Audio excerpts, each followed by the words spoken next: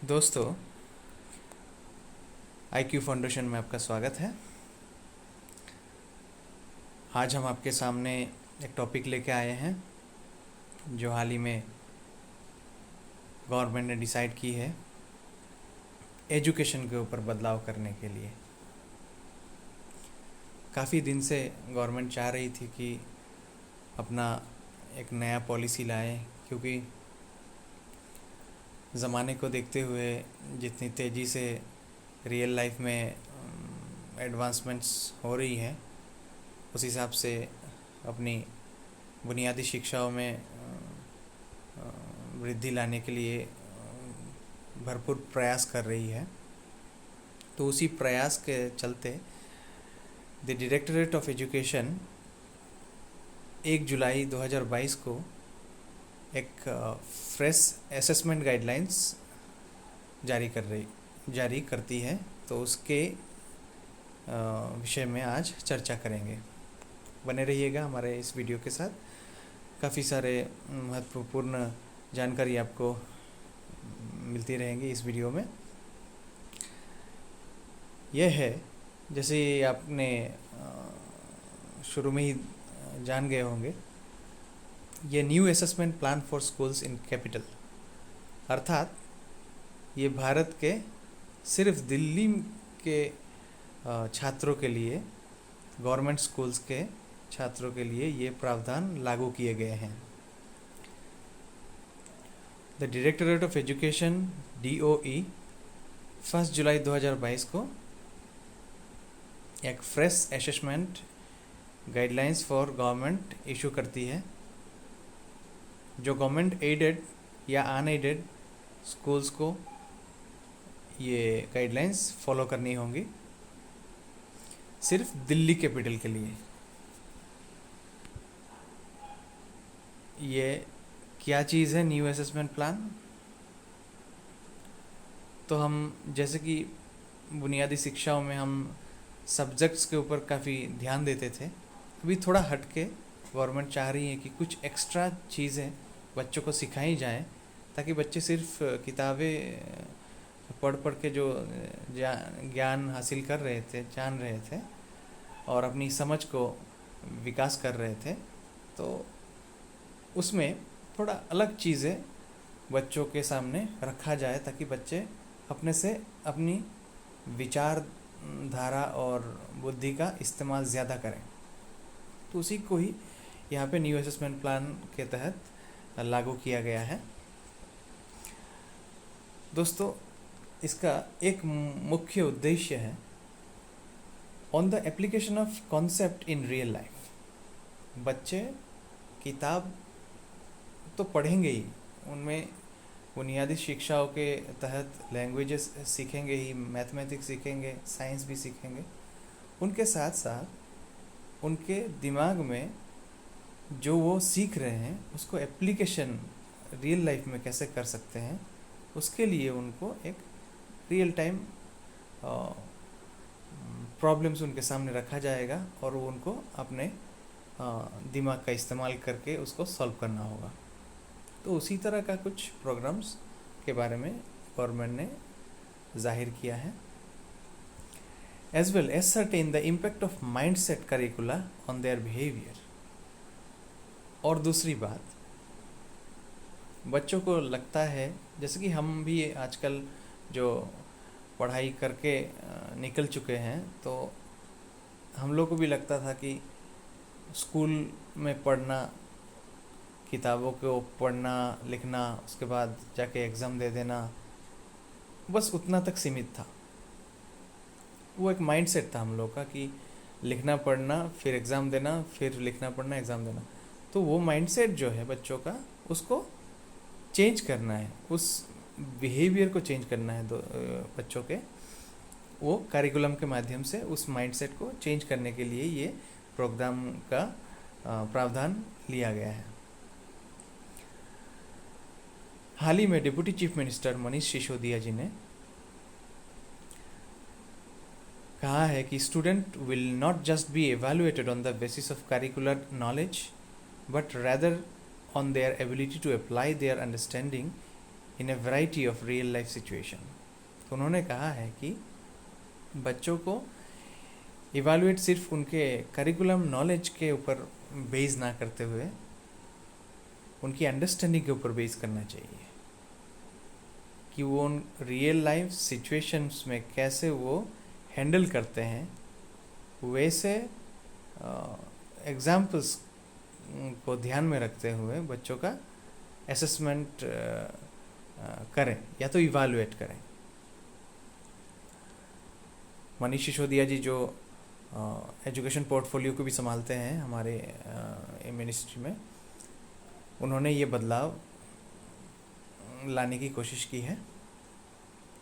ये काफ़ी अच्छी डेवलपमेंट होगी अगर ये लागू हो जाता है। तो पहले शायद वो दिल्ली कैपिटल में लागू करना चाहते हैं, बाद में वो मेट्रो सिटीज़ में लागू करेंगे, अदर मेट्रो सिटीज़ में लागू करेंगे, फिर बाद में धीरे धीरे करते हुए वो गांव-गांव तक पहुंच जाएंगे, शहर तक पहुंच जाएंगे। इससे ये मतलब नहीं है कि बच्चों का असेसमेंट इस करिकुलम एक्टिविटी से भी होगा। To be sure, the assessment will have no bearing in the form of weightage marks or otherwise on the promotion of the student to higher class। अर्थात ये असेसमेंट बच्चों की प्रमोशन के लिए यूज़ नहीं किया जाएगा, या तो मार्क्स में वेटेज ऐड नहीं होगा इसमें। तो ये उसके लिए नहीं है कि आपने अच्छा मार्क्स करना है तो अच्छा करिकुलम एक्टिविटीज़ जो नए आया है उसमें करें। ये आपकी विकास के लिए गवर्नमेंट ने एडिशनल आपको एक एक्टिविटी करने के लिए जिम्मेदारी दी है कि आप पढ़ाई के साथ साथ इन सारी चीज़ों को भी ध्यान से समझें। ये आपके एडिशनल बेनिफिट्स होंगे जो आज के समाज में चलने के लिए बहुत उपयोगी होंगे। अगर आपने पढ़ाई कम भी की है मगर ये सारे नॉलेज और एक्सपीरियंसेस आपको स्कूल से भी मिल जाएंगी, तो अब भी आप मार्केट में अच्छा खासा आपका एक जगह बना पाएंगे। तो ये मार्क्स और वेटेज ऑफ मार्क्स के लिए नहीं है, या तो प्रमोशन ऑफ द स्टूडेंट के लिए नहीं है टू हायर क्लासेस, वैसा कुछ इसके साथ लिंक नहीं है, वो उन्होंने साफ कर दिया है। एक ऑफिशियल माध्यम के द्वारा पता चला है कि this guidelines will not be mandatory for private schools. अर्थात क्या है, सारे प्राइवेट स्कूल्स ऐसे करिकुलम एक्टिविटीज़ को हैंडल कर पाएंगे कि नहीं कर पाएंगे, या तो वो लोग गवर्नमेंट जैसे चाहती है वैसे करेंगे कि नहीं करेंगे। इसीलिए प्राइवेट स्कूल्स को इस गाइडलाइन के दायरे के बाहर रखा गया है। तो सिर्फ गवर्नमेंट स्कूल्स के लिए ही दिल्ली के अंदर ये प्रावधान लागू किया गया है। अच्छा, in order to prepare students for the challenges of a world driven by information technology and to maximize their innate potential, schools must prioritize competency based learning। जैसे कि आप सबको ही मालूम है, अभी स्कूल के बाहर जो पढ़ाई होती है बच्चों की, उसमें काफ़ी ज़्यादा कॉम्पिटिटिवनेस दिखाई देता है। आप सबको मालूम है, ट्यूशन्स घर घर में ट्यूशन्स लगे पड़े हैं, एक एक बच्चों के पीछे उनके माँ बाप ने 2 टीचर 3 टीचर लगाए हुए हैं ताकि उनके बच्चे का विकास सही से हो और इस कॉम्पिटिटिव मार्केट में एक अच्छा पोजीशन बना के रखें। गवर्नमेंट ने देखा है कि सारे पेरेंट्स तो चाह रहे हैं कि उनके बच्चे इस कॉम्पिटिटिव वर्ल्ड में बने रहें, और उसके चलते उन लोगों का खर्चा भी काफ़ी ज़्यादा उठाना पड़ रहा है और बच्चे भी काफ़ी मेहनत से उसको संभालते भी हैं। तो गवर्नमेंट ने देखा कि ये सिर्फ ज़्यादातर जो अमीर वर्ग के लोग हैं उन लोगों के पास इसकी समझ भी है और वो खर्चा भी कर पाते हैं और बच्चे उन सुविधाओं का लाभ भी उठाते हैं, तो उनको एक कॉम्पिटिटिव एडवांटेज मिलता है। तो गवर्नमेंट ने चाहा है कि हमारे गवर्नमेंट स्कूल के बच्चे भी इसी सुविधा को जैसे गवर्नमेंट से ही ले ले और स्कूल से ही वो सीख के बड़े हो जाएं, ताकि वो भी प्राइवेट स्कूल्स के कॉम्पिटिटिवनेस को झेल पाए या तो समझ पाए, ताकि आगे जाके तो उन लोगों को भी सेम कॉम्पिटिटिव एग्ज़ाम्स के लिए तैयारी करना होगा या तो जॉब्स के लिए अप्लाई करना होगा। तो वैसे कैंडिडेट्स के बीच अपने आप को इन्फीरियर ना समझे, उसके लिए तो दूसरी बात मनीष सिसोदिया जी ने कहा है, besides scholastic and scholastic activities, assessment of mindset curricula will also be introduced in line with the National Education Policy of 2020, जिसे हम NEP 2020 के नाम से भी जानते हैं।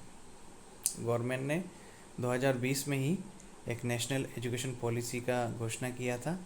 तो वो चाहते हैं कि एक करिकुलम का माइंडसेट बदल जाए, बच्चों के बीच, बच्चों के दिमाग में एक नया माइंडसेट बन जाए जो वो नेशनल एजुकेशन पॉलिसी 2020 के तहत जोड़ देंगे। अब जैसे एक गाइडलाइन है, तो गाइडलाइन के कुछ नियम भी हैं, तो उस नियम के बारे में आपको जानकारी दे दूं। As per the new guidelines, student of classes 3 to 8, 3 से लेके 8वीं कक्षा तक के बच्चों के लिए असेसमेंट ऑन हैप्पीनेस एंड देशभक्ति करिकुलम के ऊपर होंगे। ऐसे जो करिकुलम होते हैं, बच्चे कितना खुशी से बच्चे पढ़ रहे हैं उसका एक इंडिकेटर निकाला जाएगा और उस इंडिकेटर के माध्यम से बच्चों का हैप्पीनेस जांच किया जाएगा, मेजर किया जाएगा और देशभक्ति करिकुलम एक्टिविटीज़ के माध्यम से बच्चों की देशभक्ति की भी असेसमेंट की जाएगी। तो क्लास 3री कक्षा से लेकर 8वीं कक्षा तक के बच्चों के लिए ये दोनों टाइप्स के असेसमेंट के ऊपर ज़्यादा ध्यान दिया जाएगा। उसके बाद while student of class 9 and class 11 will be assessed on देशभक्ति and entrepreneurship mindset curricula, जो बच्चे 9th क्लास के हैं, 10th है और 11th, इन तीनों कक्षाओं के बच्चों के लिए देशभक्ति और एंटरप्रेन्योरशिप माइंडसेट का करिकुलम के ऊपर असेसमेंट किया जाएगा, पैरामीटर्स रखा जाएगा, उसके ऊपर उन लोगों का मेजरमेंट होगा कि वो कितना इसमें आगे बढ़ पाएंगे या तो उसमें कितना उनका इच्छुकता है। तो इसके चलते गवर्नमेंट ने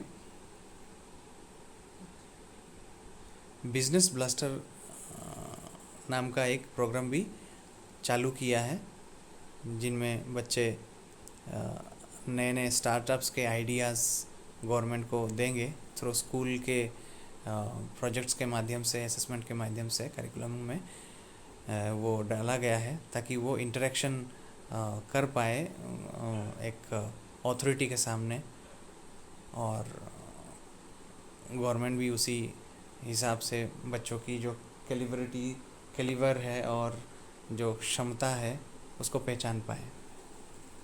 एक बिजनेस ब्लास्टर बोल के एक स्टार्टअप एक प्लेटफॉर्म होगा बच्चों के लिए।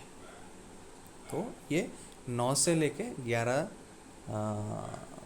के तक की कक्षा के बच्चों के लिए ये देशभक्ति और एंटरप्रेन्योरशिप माइंडसेट करिकुलम सेट किया है गवर्नमेंट ने। उसके बाद डॉक्टर सुधा आचार्य, जो chairperson of national progressive school हैं, प्रोग्रेसिव स्कूल कॉन्फ्रेंस के जो चेयरपर्सन हैं डॉक्टर सुधा आचार्य, जो आप तस्वीर में देख पा रहे हैं, उन्होंने कहा है कि it was for the first time that the government has introduce guidelines for assessing students of class 3 to 8। अब तक गवर्नमेंट ने छोटे कक्षा के बच्चों के लिए कोई असेसमेंट का माध्यम नहीं बताया था। अभी गवर्नमेंट ने उसका एक सही माध्यम चुना है। तो गवर्नमेंट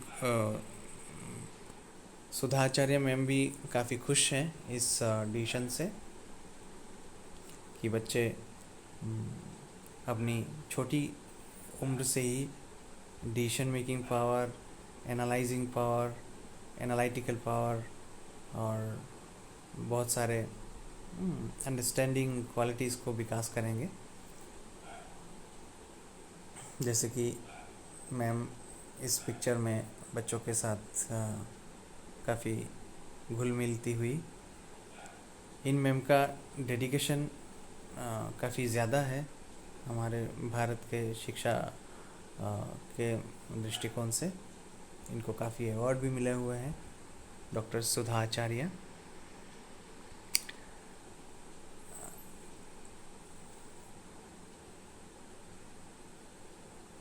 डॉक्टर सुधा आचार्य कह रहे हैं कि the only point in the guideline which is new for us is the emphasis that is being laid on the third language. उनके हिसाब से ये नया गाइडलाइन जो है उनमें एक नया चीज़ उनको दिखने को मिला।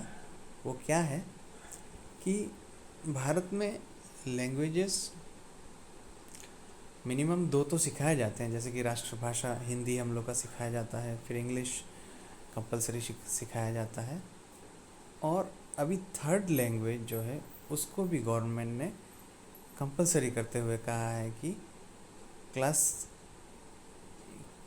कक्षा 3 से लेके कक्षा 8 तक आपको कंपलसरी एक थर्ड लैंग्वेज सीखना ही होगा। तो ये उनको लगा कि ये नया चीज़ है गवर्नमेंट के इस नए गाइडलाइन में। तो एक रीजनल लैंग्वेज हमेशा एक बच्चे को कंपलसरी सीखना ही सीखना है।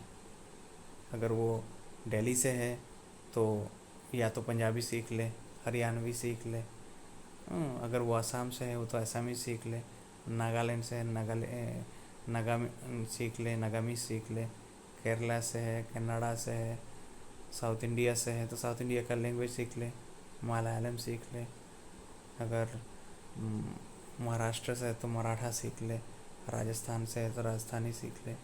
तो हर एक स्टेट का जो बच्चा है वो अपने स्टेट का लैंग्वेज को सीखना ही सीखना है, उसमें कोई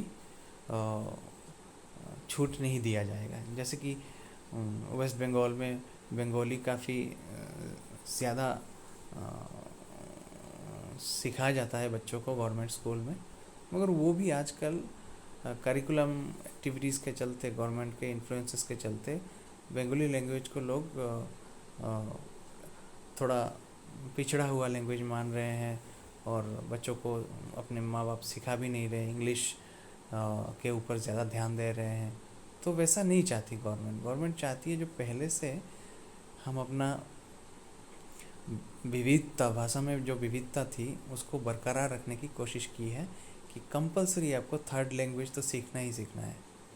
3 लैंग्वेजेस आपको आने ही आने हैं, उसके बाद आपकी 10वीं कक्षा की एग्ज़ाम देने के लिए आप एलिजिबल होंगे। जैसे कि आप देख पाएंगे मेरे अगले स्लाइड्स में मैंने कहा है कि as per the issued guidelines a student shall not be eligible to appear for class 10 boards unless she has passed the third language in class 8। अगर 8वीं कक्षा में वो बच्चा अगर तीसरी भाषा के ऊपर जो परीक्षा होगा उसमें अगर उत्तीर्ण कर नहीं पाया या तो उसमें मार्क्स नहीं ला पाया तो उसको 10वीं कक्षा का बोर्ड एग्ज़ाम में बैठने नहीं देंगे। यह अच्छा प्रावधान है। अभी एक बाउंडनेस आ जाएगा हर एक पेरेंट्स के ऊपर कि अपने बच्चे को अपना रीजनल लैंग्वेज सिखाएं, अपना मदर टंग सिखाएं।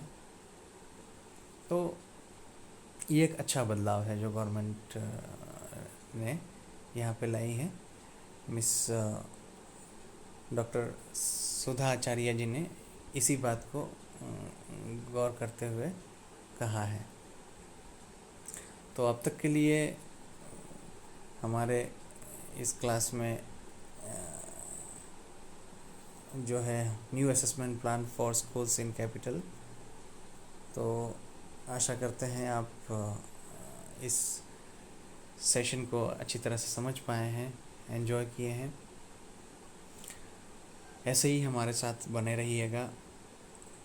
कुछ नए टॉपिक के साथ आपके सामने अगले वीडियो में आएंगे। आशा करता हूँ आप सब अच्छे रहेंगे और अच्छी तरह से अपना नॉलेज को बढ़ाएंगे और बांटेंगे भी। तब तक के लिए बाय बाय।